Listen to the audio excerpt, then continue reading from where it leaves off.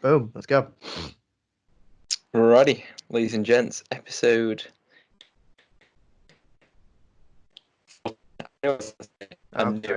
We have a special guest with us today, and today's topic is going to be based around running.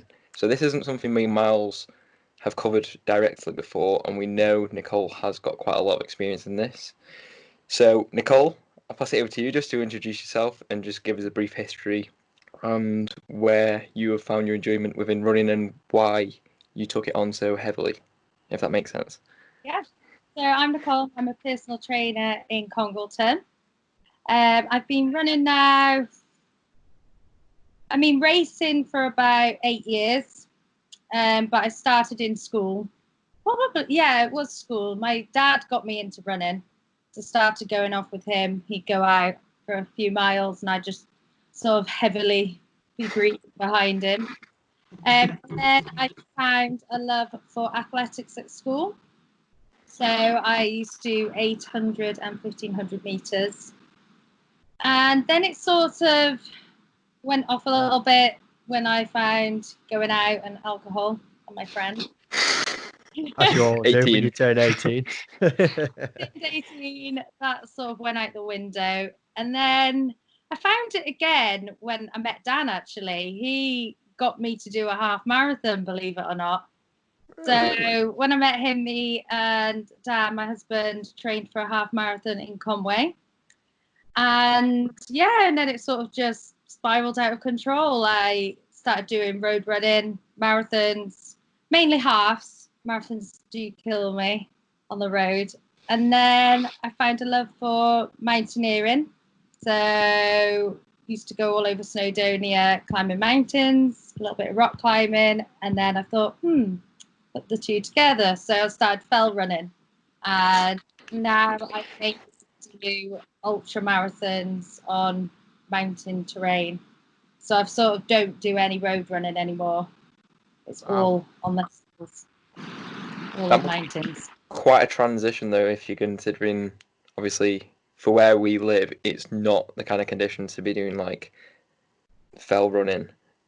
So how would you like replicate it in terms of like training? Well, we've got the Peak District, and the Peak District it can be tough. Like we have got some really good hills out there. Okay, they might not be as high as what you class as a mountain, but they are tough hills and the terrain is tough. So I'm very lucky to have that. Snowdonia and the lakes are only 2.5 hours away. So take myself up there, get up early. But no, I reckon we've got some good hills around here, and I do most of my training in the Peak District. Okay.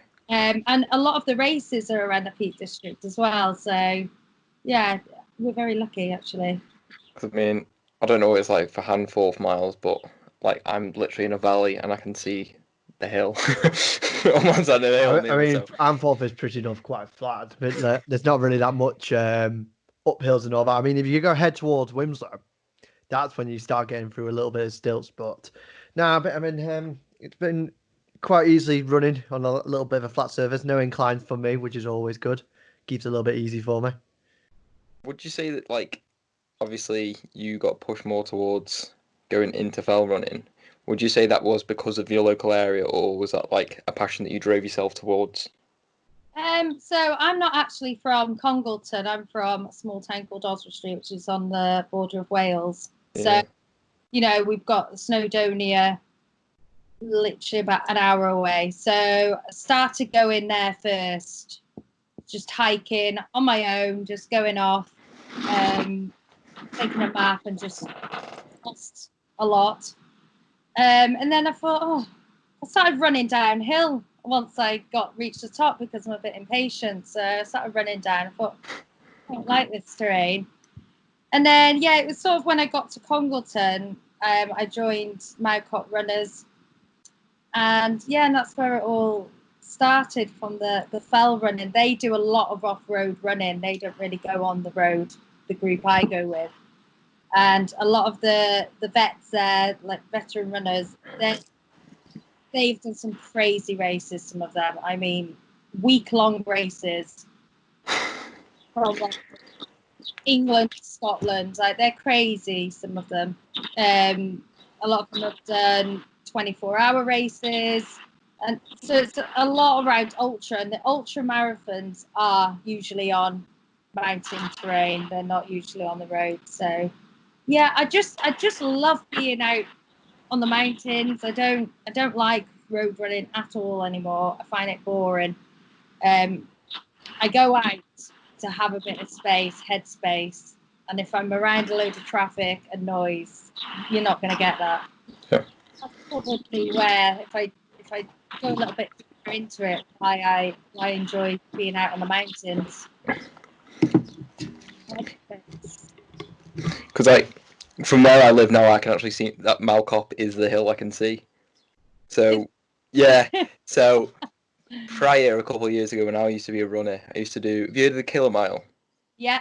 Yeah. So I used to do that. I think I did that like 4 times, and I was like, oh, it makes me want to be sick, that race. I am yet to do this yet, but I've heard a lot of people Yeah. talking about how horrible it is. It's disgusting. It's rather marathon and do that again. Yeah, no, like I think the best time I did it was like 10:30, but that I think the last time I did it I was like 15. Nope, none of that for me. It's horrible. Some good hills at Malcop, really good hills. Yeah, I've to be fair, I've had a lucky experience having a few runs with Nicole. She's definitely got me through some of my paces. There's a few times where we've run together, Nicole, where I've had to say you go ahead because I just couldn't keep up. I remember that first run I did with you. That was horrible. And then you got me pretty much the week after. I think was it something like an 8K or a 10K? Yeah, we went for a 10K, didn't we? Yeah, and then the week after that we went for like an 8 mile. We quite did a long run, didn't we? Yeah, we did. But you're fast. Oh, thank you. You can tell from your football. I'm not necessarily fast. I can keep going for a long time, but I'm not the quickest. But no, you got me on that last run. I'll say I'm taking that to being kind. But yeah, obviously, a lot of people now are within this kind of this lockdown have started picking up their running boots and starting to become the next Mo Farah. Obviously, myself, I'm trying to get again a sub 20 time on a 5K. How's the lockdown changed your kind of goals within running? Have you been running yourself?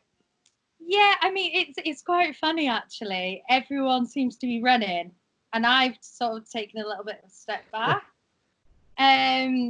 All my races have been cancelled this year so far. I was meant to do one that's called Snowdonia Skyline, which takes on most of the peaks in Snowdon, and that was cancelled. It was last weekend before. So yeah, I've gone a bit like, what do I do? You know, I'm not training for anything. I need to have something to train for. I always have to have something booked. So at the moment, I've sort of taken a step back and gone, you know what? Instead of just training for the sake of a race, enjoy it a little bit more. And if I want to go out for a run, I will. If I don't, I won't. You know, I'm not putting too much pressure on myself, which I've never, ever, you know, in probably 8 years, not done that.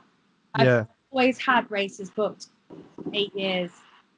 So this is a time I've gone, bugger it. Everyone else can carry on and just, you know, get into it, which I think is fantastic. But I'm just gonna, if I feel like going out for a run, I will. But yeah, I've not put too much pressure on myself.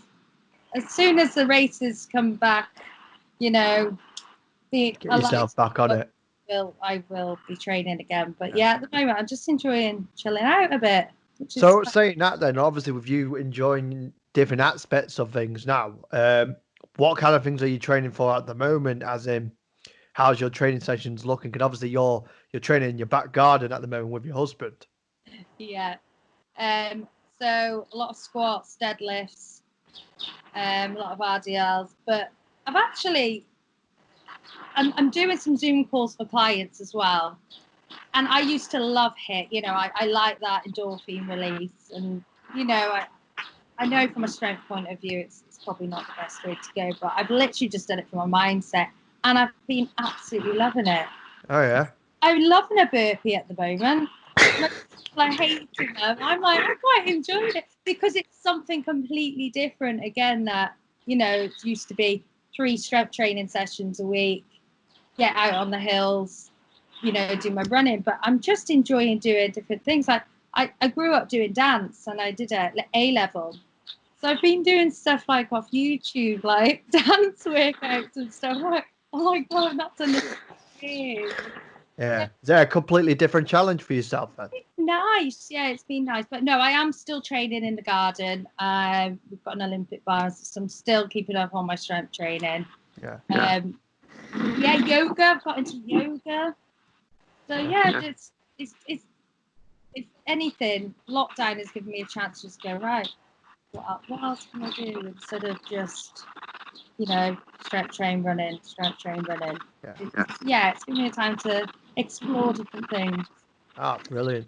Yeah, obviously you've mentioned in our group chat, Philip. So for people who don't know, Nicole works with myself, and you're probably one of the only personal trainers I know who's actually doing the classes or your yoga classes or your strength HIIT training classes actually with the clients. Are you still keeping that up? Yeah. So I put on classes all week. This week we've done 6 classes. So, and it will be, movement, bit of mobility, stretch, a couple of HIIT, did a resistance band one this morning. So yeah, just trying to mix it up a little bit. And you know what, it's more for mindset than anything. Yeah. Keeping clients just in the right frame of mind, especially the ones with children. I don't know how they're doing it. They're like superheroes. We've got kids and dogs all in the background, and it just makes it. And it's, it's periods in our lives we hopefully won't go through again. And I think, just get through it the best we can. Yeah, exactly. I mean, what have you found differently, or since obviously going in lockdown and having that connection with your clients? Yeah, I find I've actually got to know them a lot better. We're able to chat a little bit more. Miles, you'll know this, like when you're in the gym, it's pretty much back to back. And it's just get it done, tick it off the list and carry on. Whereas now I've got the time now as well to get their nutrition on point, and as a group. Whereas before, when you've got like clients, it's hard to keep on track of everyone. This now I feel like I've managed to just go right every day, check everyone, and keep on a lot. I don't know how you find it. Do you feel the same? Yeah, definitely. I mean, obviously, like you say, when you have clients back to back, you don't sometimes get that kind of interaction with them, and I feel like I've got to know more of them as like their families, the people like the kids and stuff like that. Because obviously, you probably noticed like family members come and join the sessions and stuff like that, and you get to know them more as a person, a friend, more than just an actual client. So definitely, my relationship with my clients has definitely built up over the time I've had with them and stuff like that. And what sometimes could have been just an hour session and they go back home, I've spent half an hour, maybe an extra hour with them just talking, just how obviously the week's been, how they've been feeling. And like you said, just being able to dial down on things that we might not have been able to properly talk to before. I agree. I think, you build up a better rapport with them, definitely. Like you said, with their family members, kids. Yeah, it's quite fun, and people are doing Zoom.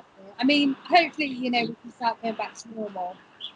But if people haven't given Zoom calls to go, they're a little bit scared. Honestly, just do it because always just like, God, this is the thing.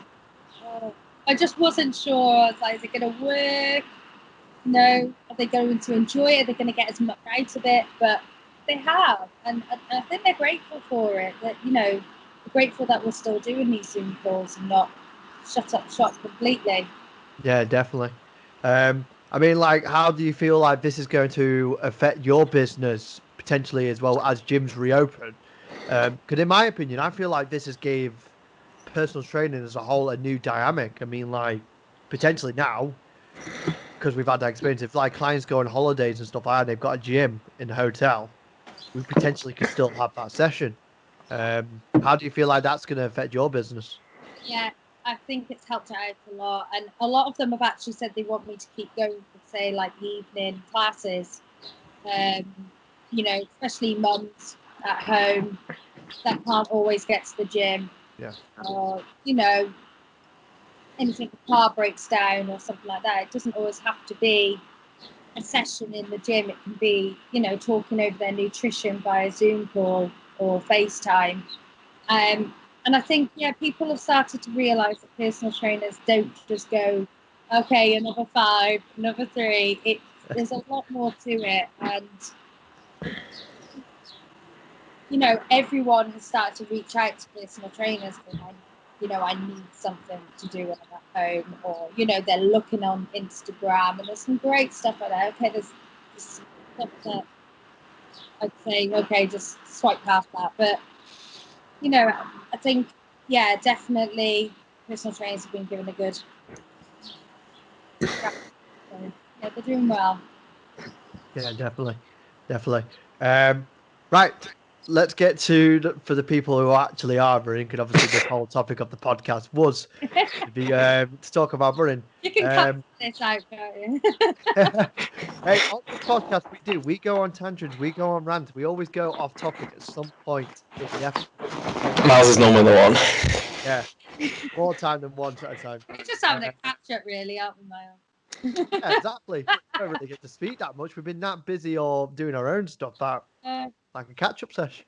So I think in terms of general running, because obviously we've mentioned earlier that more people are getting involved. I think a lot of people's idea of running is going out and running. Like, do you believe in more of a technique to running? In the sense of, yeah, go on. Depends why are they doing it? You know, are they doing it for fitness? Are they doing it to train? Are they doing it purely because it makes them feel good? So, you know, if you're doing it because you just want to feel good and go out, then don't worry too much about it. Go out, have a run. You know, don't worry about your pace. Don't worry about if somebody's a little bit faster than you on Strava. You know, it does not matter. You know, the whole point is you're feeling better after it. You've moved a little bit more, and that's great. Obviously, you've got people that are already runners, and you know they might be in a position now where all their races have been cancelled. So what I'd say to them is, okay, well, choose an area of your running you know you might be weakest at or you want to improve. So say it was pace, and try some different styles. That, you know, a lot of people just go out and run and think that that's going to improve their running. It won't. That if you're running at the same pace, same mileage, you're not necessarily going to improve. You need to be doing other things to help you get faster or, you know, increasing your pace. So things like hill sprints, fartlek training, interval running, all these things will help you get faster. So yeah, like I said, it depends what their goal is and why they're running. But what I will say, you don't have to run. Like, you know, if you're thinking you need to run, don't. Walking is just as good. Cycling is just as good. If you're, you know, if you've got a knee injury or, you know, something doesn't feel right when you're running, you're in pain for like 3 days after, don't feel like you have to run. Like, you can walk, you can get cycle. I think some people feel like they have to run to like lose weight and things, and it's not the case. You I mean, like, yeah. I think a lot of people go, well, I'll burn hundreds of calories by running and then eat what I want. It's not necessarily the case. Yeah, I think it's a little bit of an educational thing. I mean, definitely speaking with my family about it because they've just started stuff like, say, my mum and my little sister have just started like a 0 to 5k couch to 5k kind of thing.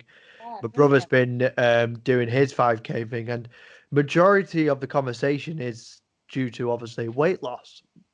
And obviously they've done this kind of correlation thing where they realize if they run more, they lose more weight. So obviously from my standpoint, obviously I've been trying to just explain them that the fact that it is a simple case of if you move more, it doesn't always have to be the form of running. If you hate running and stuff like that, then there's other ways you can go about it. For example, like we mentioned before in our if you need a cardio podcast before, that increasing your NEAT, like you were saying before, Nicole, just walking around, doing a long walk, that might be as beneficial as going for a run for some people. Yeah, 100%. If you're not walking or you're not managing to walk 10,000 steps, or, you know, you're not able to walk, or you haven't tried to walk half an hour yet or an hour yet, try that first and then try and run. You know, running it's a tough movement. I don't think people realize how tough it is on the body. Yeah. And if you've never ran before and you're going straight in to try and run 5Ks, you know, you're probably going to do more damage than good. So starting off with a walk, jog program is brilliant. That's why I think the Couch to 5K is just brilliant, because, you know, it builds you up to be able to run for 20 minutes or 25, 30 minutes straight. Yeah. Whereas if you're not doing that and you just go, no, everyone's doing 5Ks, I'm just going to go out, and you know, you're going to hate it for a start. You're going to ache like hell the next day, and you probably won't want to do it again. So, you know, try a jog walk first if running is really what you want to do. And if you hate it, like you said, don't do it. Walk, cycle, do 100 burpees. Don't mention burpees. I still remember that time I had to do 100 burpees in front of you guys. Was that an initiation? I don't know this story. Yeah. This is around Christmas time, wasn't it, Nicole? Yeah. And one of our other personal trainers is fantastic at baking, cooking, and stuff like that. So she made these kind of chocolate balls for us to all have in our team meet. What she didn't tell us was some of them had not broccoli. Right. That's it. Yeah, had stuff like that in it. Now, I'm not the biggest fan of vegetables. I will admit that. I'm just not. I don't really like them. I get them in, but bare minimum. And she did like a roulette with them, and I unfortunately found 2 that I have it. And the team were obviously saying to me, if I don't finish them off, I have to do 50 for each one. Short story is, I did 100 burpees. That's how stubborn I am. So eat your veg, kids. Yeah, don't listen to me in that regard. Yeah, definitely don't listen. Eat your greens. Don't do 100 burpees. That's the message I'm trying to tell you guys right now. But another thing that me and Mike have getting ourselves into recently is skipping. I see a lot of people do this skipping. Yeah, I find skipping very dead convenient, as in you can do it everywhere. It's pretty enough for running. I feel like it's kind of like the middle ground between, let's say, you're going for a long walk and then going for a run, because obviously you haven't got stuff like you haven't got the momentum part as well, so which is going to be less damaging. You haven't got things like forces coming the opposite way, and it's dead easy to get yourself into. I think generally for me also it's like the cognitive side of it, because obviously you've got to work with the rope itself. Like you can't just be like, oh yeah, this is easy, yeah, this is great. Like, especially if you're trying to work to like speed and technique, you've got to be able to think about where the rope is and where you're going to be and how you're going to position yourself, if that makes sense. Yeah. So there's definitely been a few times it's hit me on the back of the head. Oh mate, I got slapped between the thighs the other day with one, and I was like, no. It was a painful experience. I'm no good. My friend, he told me he's skipping now, and he was putting videos up, the little 1-2 steps, but no, I can't do that. So. I can't do that. I've taught Miles some tips. Yeah, I've been trying to change from the standard jumping one to doing the ones with your toes and then going into like a boxing one. And without the rope, that's easy. Just putting one foot back and forward and stuff. Add a rope to it. It's like my brain doesn't know how to work. It's awful. But yeah, again, let's get back onto the running. Bringing it back a little bit now. But yeah, like you were saying before, obviously there's a lot of people now that are getting into running and stuff like that. And don't know whether you've seen this. Have any of your clients started running themselves, Nicole?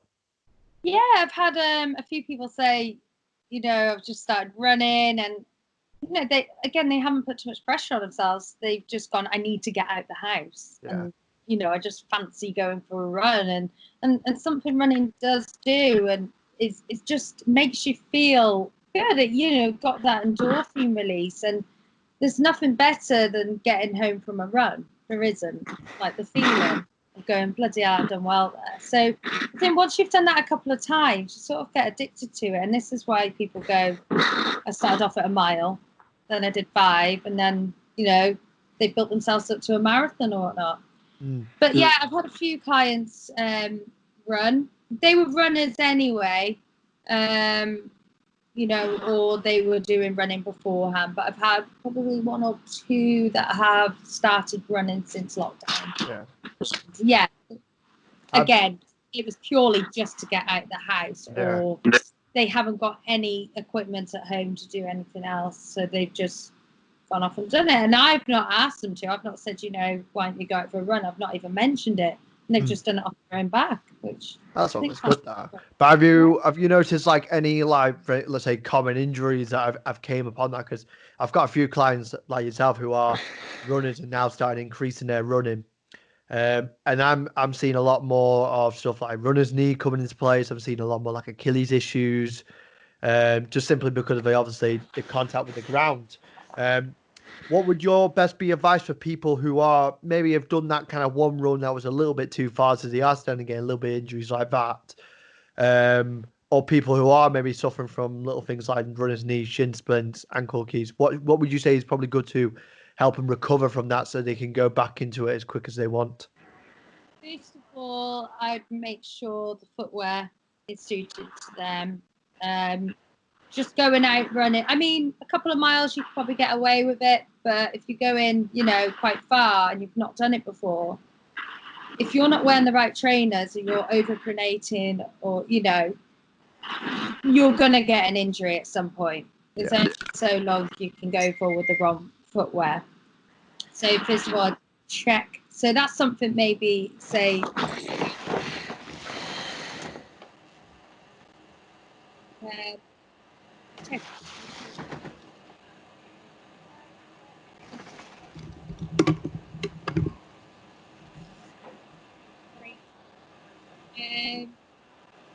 Things like shin splints.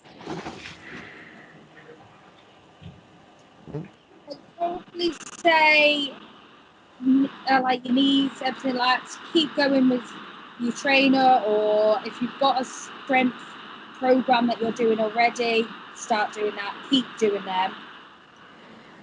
It could be anything, you know. It could be that you've not done it before, you've not done the movement before, so you know that's come into play. It's very hard to give advice on runners. Yeah. Could be could be something to do their posture up high, that they're not good running posture, they're not upright. It could be coming from the core. So it's trying to find out where your weaknesses are to strengthen. It might not necessarily be coming from your knee, it could be coming from somewhere else. So it's trying to work out where. But I'd definitely say for beginners, get the right training. With Asics, Brooks, they're the 2 I'd probably go for. But again, and this is why I tend to go to Running Bear at Knowsley Edge and go on the treadmill, and they'll have a train. But obviously you can't do that at the moment, so do your research. Yeah, definitely. Okay. So you've queued in, like, obviously your strength training at the minute, and obviously your running normally would be included.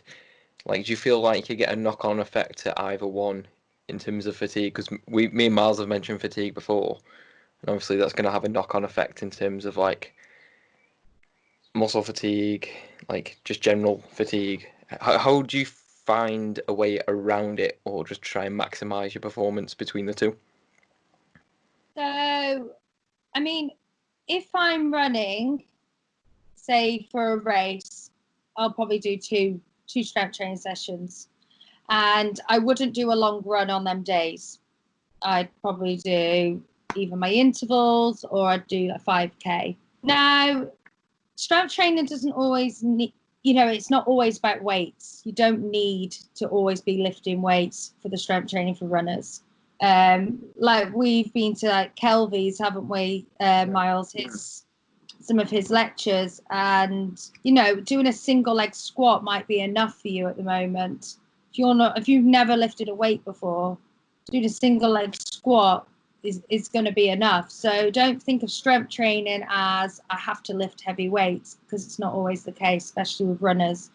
A Bulgarian split squat, just normal split squats, they're going to be enough at the moment if you've never done any sort of weight training before.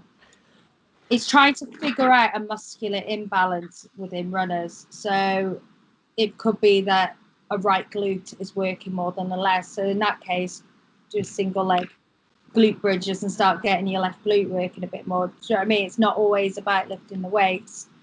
But I do find if I'm myself doing strength training, because I do tend to do deadlifts, squats, RDLs, things like that, then yeah, I really feel it the next day. So I wouldn't necessarily run the same day long distance, or the next day really. I wouldn't put a really long run in there. I'd probably just do a short few miles. You really have to watch it, and like I said, it comes down to what type of strength training are you doing. I find it affects me the next day.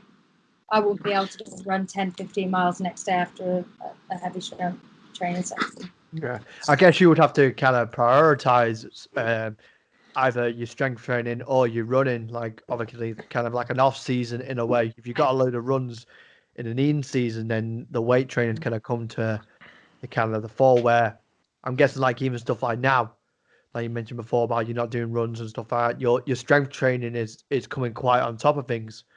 In that sense, and we've talked about this before, this kind of law of interference where you're not going to be able to put the output or the high inputs in really heavy lifting when you've got other things and things, whether that's running, football sessions, other sessions and stuff like that. So I think periodization is a massive point to make sure that you are doing in your weekly basis if you want to.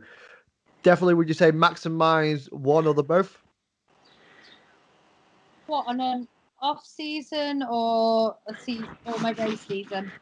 I would say either. I mean, like, as we know, trying to program for, let's say, 2 goals is going to be kind of split. You're not going to kind of get as much development in both, even if you just focus on one thing and really driving that one thing home. Yeah, so what I'd normally do, probably, my races usually stop around about October, November, unless I've got a winter one in there. So what I do then is that's when I try and get my strongest in the gym. So, I'd have a heavy lifting program. Sort of May going on throughout the summer, I'd probably bring that down and use it just as a maintenance, so preventing injury instead of getting stronger. So I'd run less in winter, running more in summer. Yeah. But I wouldn't be lifting or trying to get stronger really in summer, because I haven't got the time to do that. I can't prioritize it. It would simply be maintenance, making sure that everything, still got that balance of muscle. I'm not over pronating onto one foot, it's more contact time, things like that, just single leg hops. It doesn't always have to be deadlifts, squats, things like that. Yeah. So it can vary a lot throughout the year. But I'd say winter is definitely the time you'll see me more in the gym, deadlifting and squatting. But at the moment, I'm just doing that because why not? Nothing else. I think we're not blessed with great weather in the winter. I don't know where I am with it, to be honest, with my training. I'm just like everyone else, just trying to get through lockdown. So would you say in the respect of, like, obviously quite a lot of runners will be quite runner focused unless they're like at professional level. like I think this sort of like puts to like frame the importance of planning and being able to say like, okay, this is when I can focus on this. This is when I can focus on this. And I think a lot of people neglect that. Yeah. Yeah, a lot of runners won't do strength training. And A lot of runners we won't don't- have a gym membership. They won't even think about it. And it's it's not their fault. You automatically think to get faster or to get better at running, I need to run. And it's not. There's a lot of background. But then again, if you're not getting paid for it, you're not an athlete. It's not your full-time job. Does it really matter? You've got to weigh it up. If they're doing it for pure enjoyment, then fine. Go out running. Okay, if you're keen on beating your marathon time or half marathon time, then yeah, you need to be doing something else to make that happen. It's not always going to be about running. You should be doing the strength training as well. So, it depends on what the goal is. Mm. But also saying that as well, we've focused massively on the training aspect, but how does your nutrition play around it? Do you do things like obviously like say like carb loading, or do you eat your carbohydrates around obviously your workouts or your training sessions? Yeah, so if I'm doing a lot in a week, running wise, I will take my calories up a lot. In terms of pre and post, I don't really think too much into it. I don't weigh things out. I'll have porridge and a banana and then take some gels out with me or some jelly babies or something like that on a long run. If I'm going out for 20 miles, then yeah, I'll take, a load of sweets with me. I don't think too much into it. I'm not a paid athlete. I'm not trying to win a race all the time. I'm doing it for enjoyment. And okay, I'd say I'm maybe at the high level of an average runner, but I'm not thinking into it like, right, I need this many grams of carbohydrates to fuel me through this. I don't think too much into it. I think as long as your glycogen stores are full, that's all I need, to keep topping them up throughout the run. The night before, I'll have a heavy carb meal. Don't do it days and days before. I don't feel the need to do that. There used to be a thing of, you need to carb load for a week. The night before is absolutely fine. There's only so much your muscles can hold. So you don't need to be doing it for a week because it's just going to get stored as fat. Yeah. Do you take the same approach for like your normal practice runs and then when you were doing say an event? I mean, again, I wouldn't be going as far on my training runs. I wouldn't do the whole distance, so I wouldn't necessarily need as many sweets. Personal trainers all around here. Yeah, that's one reason I run. Trust me, no. But I think people they think too much into it. They think I need this many grams of carb. That just if you're not getting paid or you're not looking to win, have your porridge, take some sweets with you. Don't think too much about it. Make sure you've got a lot of sweets. If you feel like you're lacking energy, have a sweet, add some gels. If you know your body well enough, when you need food. Yeah. Nicole Humphreys Nutrition. Eat jelly babies. Eat jelly babies. That's the slogan. Eat jelly babies. But yeah, that's what I mean. I mean, like you just said before, Nicole, and all that. Obviously, there are some big aspects, whether with your training or your nutrition, but the main thing really is, are you enjoying it? If it's coming too much to the point where it seems like a full-time job, and it's affecting your training sessions, then dial it down a little bit. Yeah, if it's taken over your life, you need to look at it. Is this a hobby, or what are you getting out of it? You must. I almost think sometimes somebody must not, they might not be happy in other areas of their life if they're trying to, they're having this as their main focus, and everything goes into it like a full-time job. Maybe there's something in other areas you need to be looking at, because you're not looking at, you're not getting paid for it, are you? There must be some other cause for it. Yeah. I always think. A little bit of mindset stuff there. Yeah, I think the mindset stuff comes into running massively. Yeah. Massively. Right. There's reasons people run, there's reasons people exercise. It's not always about the numbers. There's usually something else. It's a feel good, isn't it? It's feeling the best. It's feeling like, I beat my last time. It's that sense of achievement. That's why people run a lot of the time. It's the sense of achievement. Yeah. And even in the run itself, I mean, like, I definitely know about, especially when I get into that, like maybe the last K or so, that my mental kind of side of it really kind of runs down. I'll probably subconsciously be telling me to slow myself down or stop. And I think that's a mental side of running or any exercise is a massive thing when it comes to mental. It definitely affects what's going on within the body and stuff like that. Right. One way, obviously, most people tend to obviously do the training sessions or the running sessions. They try obviously tracking it. Would there be any kind of equipment that you would definitely recommend to people for obviously running?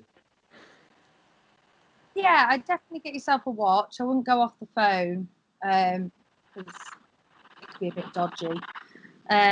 If you're really into your numbers, then yeah, I'd recommend a Garmin. I love Garmin devices. I find them the most accurate. What did I have before? I had a TomTom one before this, and it wasn't as good. But the Garmin app's brilliant, and it has like most will. Fitbits probably do. I just haven't used them, so I don't know. Even the Apple Watches apparently are quite. But Garmin's a lot more endurance sport based, so it will, if you like your technology, it'll have, all your splits and your hydration, your VO2, although it can't really tell you VO2, even though it does. Your heart rate, what you should be, what your predicted times for a marathon would be. So yeah, I'd say Garmin's probably my favourite. But again, there's a lot more on the market. Again, do your research. It's all down to personal preference. I think one thing I was going to take out of that is, like, we've said it before, where any information that you're provided through a device needs to be taken with a pinch of salt. Yeah. Like you said then, VO2 max, and Paul's like, oh my God, look how good it is. I know, it's even like fitness watches, like tracking things like sleep. Yeah. Yeah. A lot of people are like, oh my God, look, I've got an athlete's VO2. I'm afraid to tell you, you can't find that out from your heart rate on a watch. But it's good to track things. So although they might not be accurate, if you're tracking it on the same device, okay, the numbers might be exaggerated slightly, but I suppose it's still going to track it. And it's still going to be. Yeah, you're going to be a level of consistent with it, aren't you? If you're constantly going from the same source. It's like the sleep you said. Okay, it might not be accurate, but it can be consistently inaccurate. That's okay, because it's still accurate to you, isn't it? So yeah. It's also a little motivator on its own. Like, something might say you have had 9,000 steps, but it might not be accounting for certain movements and jerks you're doing during the day, which aren't steps. But if you're consistently like, oh, this is roughly where I am, and it's also motivating the fact of, oh, if I go for a walk, I can hit that extra 1,000 steps and get the 10,000 that I need. Yeah. 80% is better than 0%. 100%, yeah, definitely. Too many percentages. Exactly. But I think generally that's, as a whole, we've talked about everything that we've wanted to discuss. Is there anything you feel like you want to add on, Nicole? I'd just say, like I said before, if you don't like running, don't do it. Don't feel like that's the only way you can lose weight. You do enjoy running, try out different things with it. Don't just feel like you have to go out on a 3-mile run. Break it up. do some speed training, hill sprints. You know, if you want to get faster, you need to be doing different things. Strength training is very important. It will reduce injury, increase bone density, help with muscular imbalances. So make sure you're doing that alongside it. Yeah. So that's my biggest point. Definitely. Brilliant. And my final note would be: don't try to do a sprint straight off the mark if you're doing a 5K. Always leads to absolute error, as I've unfortunately found out a few times. Pace yourself. Oh, the sprint at the end's the best. Yeah, I'm saying at the end, but I mean, like, there's some people, and myself included, when I first started running, that the moment you hit that go button on your watch or your phone, you're off. Yeah. You get to the 3K mark, and you've just realised a mistake that should have not have been needed, because your body just aches and moans and stuff like that. But yeah, Nicole, you've been a fantastic, and it's been a really pleasure to have you on the podcast. Thanks. Where can the people find you? You can find me on Instagram and Facebook under Nicole Humphreys Personal Training. Brilliant. Excellent. Right, everyone, we'll end the podcast here. Really good one, obviously, this one today. If you're watching this on YouTube, make sure you like and subscribe to the channel. If you're listening to this to Spotify or Apple Music, make sure to share this with your family and friends. And guys, we'll see you all in the next episode. Peace. Peace. Legendary.